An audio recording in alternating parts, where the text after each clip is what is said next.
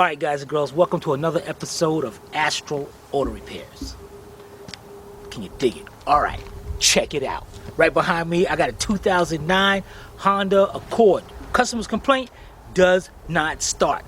So let's check that out. That's what we're going to be doing right now on Astral Auto Repairs.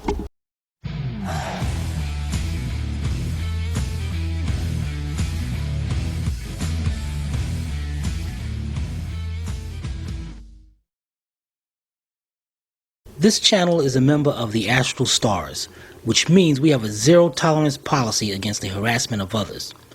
Anybody who violates that policy will be banned.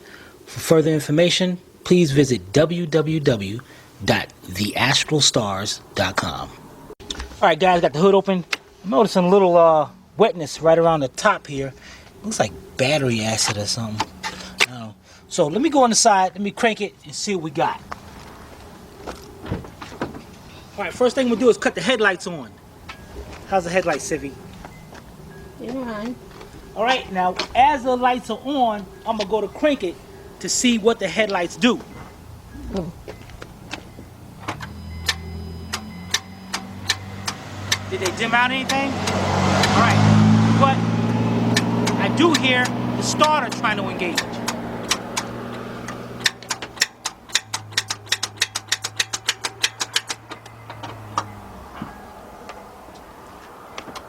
Alright, let me cut the headlights off.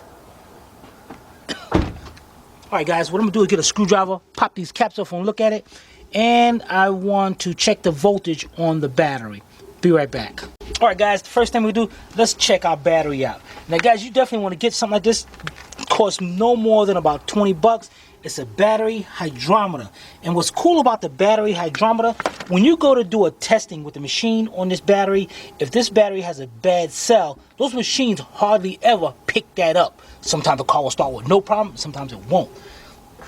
This checks for each cell. So first thing we'll do, got our screwdriver in here, pop our cell, pop our covers off. Be careful. No. Alright, let's look inside there. The battery level is good. It looks like looks like it could be a little bit higher. But, and what you want to do? Why is it leaking? I don't know. What you want to do is squeeze the base right here, whatever you call it, base. Baster? Yeah, baster. Squeeze it in and let it go. Put this into the battery. Squeeze it, let it fill up till about that line, and then you read where the arrow is. Simple, just like that. All right, so let's go over here. Check out one cell.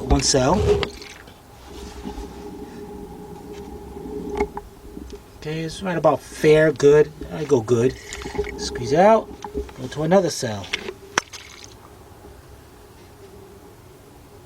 Pretty good.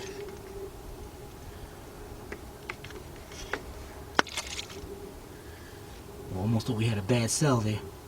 Now see, I'm not filled up all the way, so I know if I was filled up all the way, that needle will definitely go up higher. So that's good.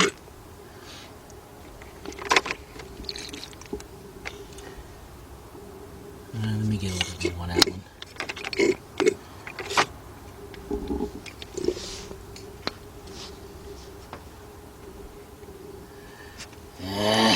Dang it. That's better. There we go. All the way.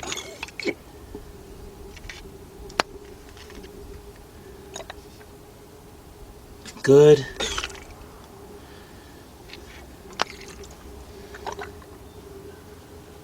Very good.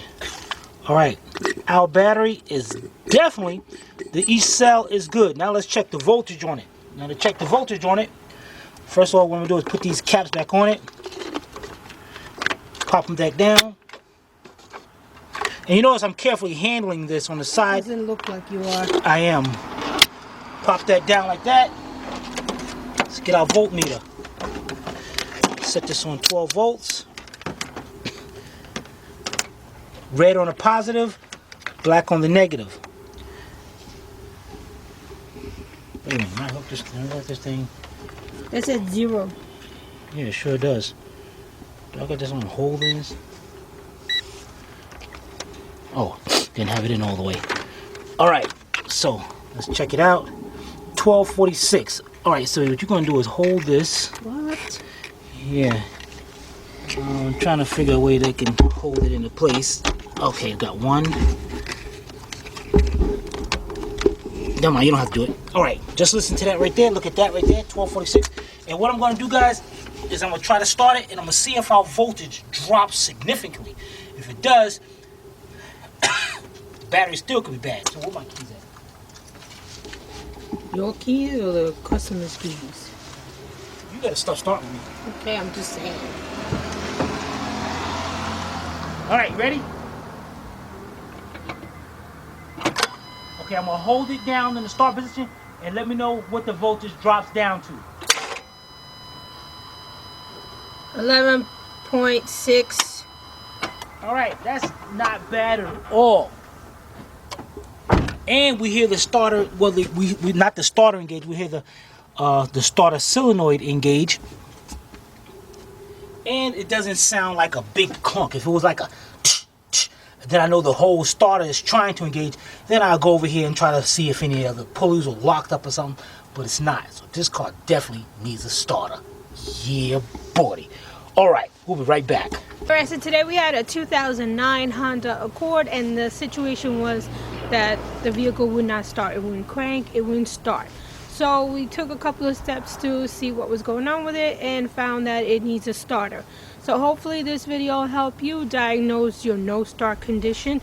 These are just some of the steps that you can take. So if you guys have any comments or questions, you can post it below in the comment section, or you can email Timmy at tim@AstraAutoRepairs.com. Hope you paid attention. If not, watch it again. This is Sylvia from Astra Auto Repairs. If we can't repair it, nobody can. See you next time.